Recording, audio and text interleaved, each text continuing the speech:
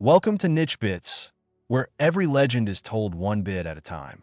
I'm your comic book detective Echo, and with the Mighty Nein available for streaming on Prime Video, it's a perfect time to explore the origins of everyone's favorite outcast with complicated pasts. In this video, we'll be diving into the origins of Fjord Stone and his complicated relationship with the Great Leviathan.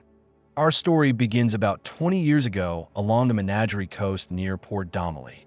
A young half-orc named Fjord could be seen resurfacing for air after scavenging along the seafloor. Fjord approaches the shoreline with his findings, calling to Master Grankton, the headmaster of the Driftwood Asylum, proudly telling him that he has found some good things. Grankton tells Fjord to bring them here, so he can sort through them. He asks him if that's what he managed to find, but before he could answer, another group approaches boasting about their discovery. Sabian's group reveals that they found gold-plated plates and cups, with Grankton praising the group for their work. When Fjord is about to ask where they found the gold, he's suddenly struck. Confused and hurt, Fjord asks why he was hit. Grankton accuses him of lying, insisting that there was gold down there, but Fjord tells him that he never saw any gold.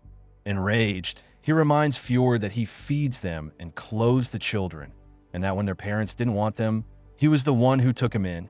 So Grankton makes an example out of him, mocking Fjord for finding pewter before throwing his items to the ground as he kicks him senselessly. He tells Fjord that he would have stayed lost if he didn't give him purpose. He pulls him closer as he tells him that he's not even valuable, describing him as a useless lump of stone, something meant to be cast aside. After a long day of scavenging, Grankton takes the children back to the orphanage, and along the journey, Fjord could be seen sitting at the back of the cart alone. Fjord has known Sabian, a half-elf, for as long as he can remember, and throughout their time growing together at the orphanage, he has known him to be a cruel boy who likes to bully him.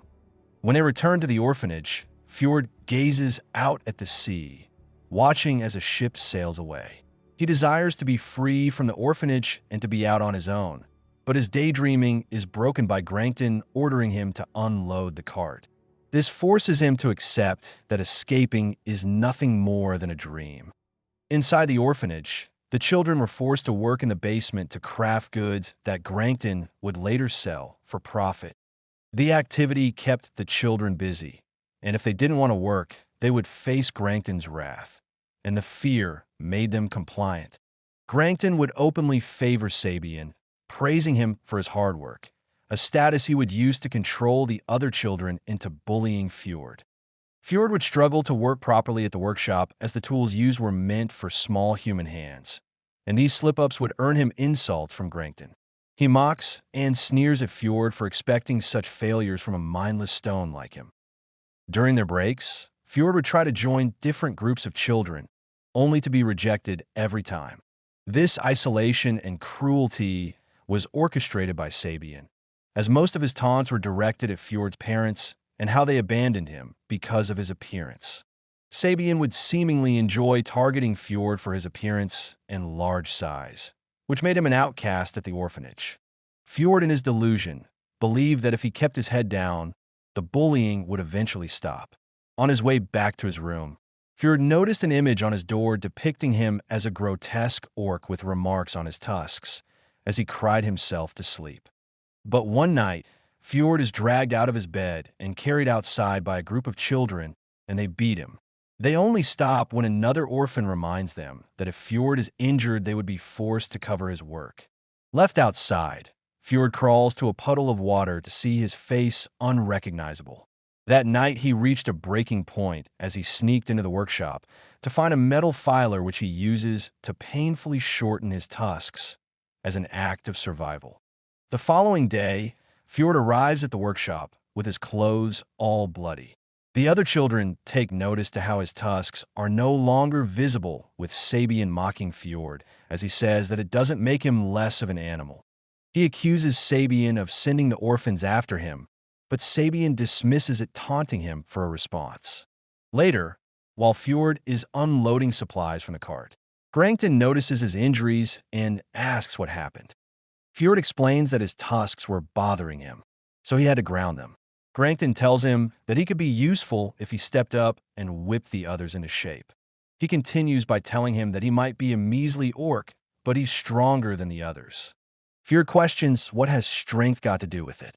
Granton tells him that strength is the only thing that matters in money. But why should he care about what they do in the orphanage as long as they earn their keep? As the years passed, they began to grow, with little ever changing around the orphanage. Fjord would try to be noticed by the others, but that rarely worked. Meanwhile, Granton's greed grew as the children were forced to do more dangerous dives, as he was willing to take the risks because the danger was never on him, only on the children. Over time, a series of shady people would from time to time visit the orphanage. There were rumors about his dealings with the Myriad, a crime syndicate that operated in Wildmouth. Boys from the orphanage were sent on smuggling runs, with some of them never coming back. Then one day, Granton thought of an idea which would allow him to earn more coins, as Fjord turned 17. One day, Captain Vandren of the Tide's Breath visited the orphanage looking for capable workers. He warns that the food is wretched and the life on the open sea is full of danger. They would be able to learn on the job, with the wages coming regularly. So he asks who is willing. Fjord knew that it was another attempt for Granton to exploit them, but he didn't care, as this was a chance for him to escape and sail away. But before he could accept, Sabian raised his hand first. Fjord knew if he were to join, he would be forced to work shoulder to shoulder with Sabian, the boy who hated him. Then Vandren chose Fjord as the other person joining the crew.